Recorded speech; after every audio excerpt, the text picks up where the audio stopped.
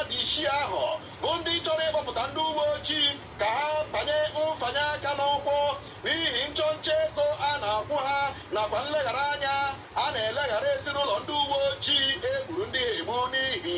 ọrụ ha na-arụ. Ndị uwe ojii ndị a chụrụ n'ọrụ gụnyere Inspektọ Nandobi Lamaki, Inspektọ Amos Nagura, Sajent Onoja Onuche, Sajent Osekun Ademola, Constable Favor Ebele na Constable Ubon Inem. Ka ọ dị ugbu a achụọla ndị a maka ọ dị ọtụtụ otu ndị na-ekwuchitere ọha ekwuole na ndị uwe ojii ndị a nwere ikikere n'onwe ha ịga mfanye aka n'ụkwụ n'ihi na ọ wụ oke maruru ha n'aka. Obodo igwe chọrọ ịmata na mgbede a ọchụchụ a ụlọ ọrụ ndị uwe ojii chụrụ ndị uwe ojii mmadụ isii bụ ndị chọrọ ịhazi mfanye aka n'ụkwụ ndị uwe ojii oziri ezi n'ihi na ndị uwe ojii ndị a nọ na-ekwu na ọchịchị etiti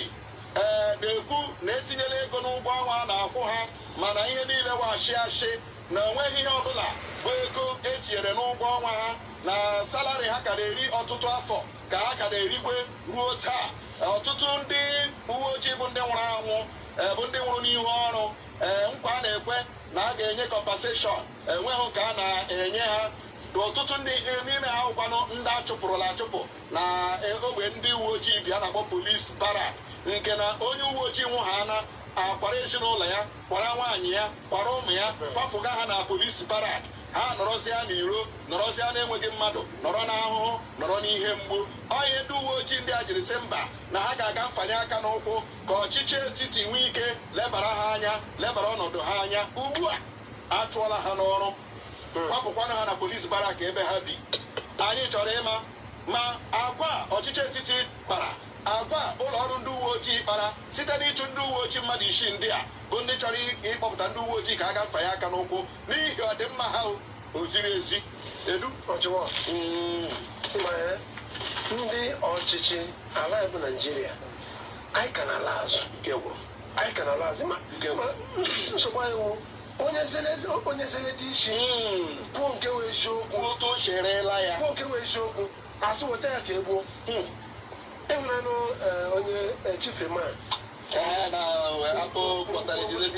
Okwuchukwu kwuru na Abuja achụpụ ya ya wụrụ obodo oyibo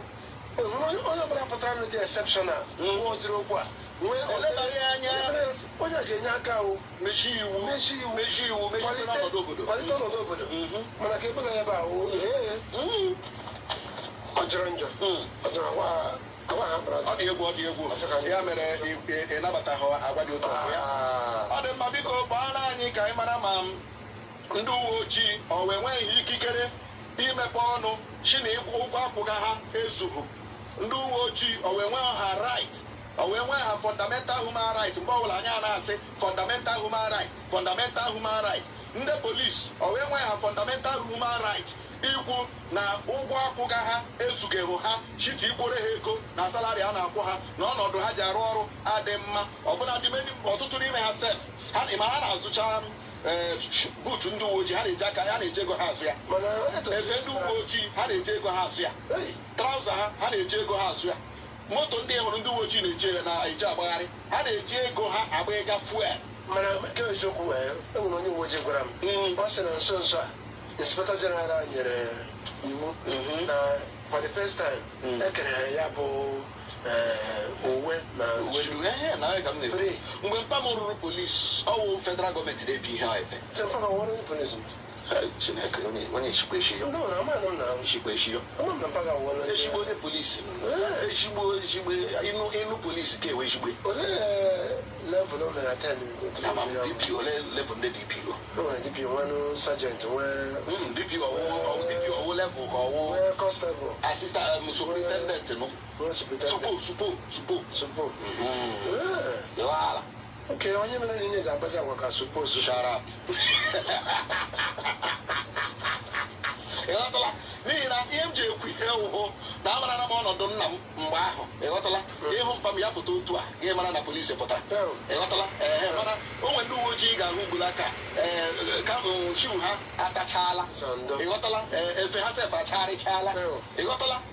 ya wụrụ ha nwere eji ego ha azụ ihe ndị a ebe ọnwa ọchịchị etiti kwesịrị ị na-apakeji ihe ndị na-enye ha amami na-aghọta mana ndị uwe ojii ndị na-ahụ na-akpọ okporo ụzọ na-ana ndị mmadụ ego aha na-ana ka ha ji arụ moto ego aha na-ana ka ha ji agba ịga fuel while a na-enwe allocation to police every year a na-enwe allocation to police a na-enwe ndị polisi nwere their own fuel depot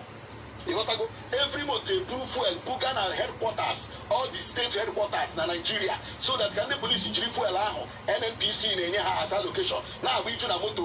ha na-eji aga ọrụ mana ndị isi ha ruo ha ere eye mobilization. Ị ga-aghọta dị ha na-akọrọ gị ihe aba Mobilization fee. That's what I'm telling you. Ịma ị gaghị aghọta because ị nọ n'ime nna m nwe ya so ama m ihe ndị a na-arụ n'ime ịghọta a na-ebi ha trailer of fuel ga-anụ gị ebe ndị isi dị akpakpuo that is the issue mana ọ ya ka ụmụnne anyị isi ndị a jishi mba chi mechie ihe emechie ka ọ rịkwana ha mma gịle anyị ga-ahụ na ha hụcha ndị ọkwa ntakịrị inspector sergeant constable ịghọtala ndị na-eri ezigbo nri na polisi bụ ndị ọkwa ukwu from assistant commissioner of police ọbụwe ọwụ ndị ahụ ndị na-ebu ego ebu mana anyị chọrọ ịma na mgbede a ọwụ polisi onweghị human right ọwụ enwe ha right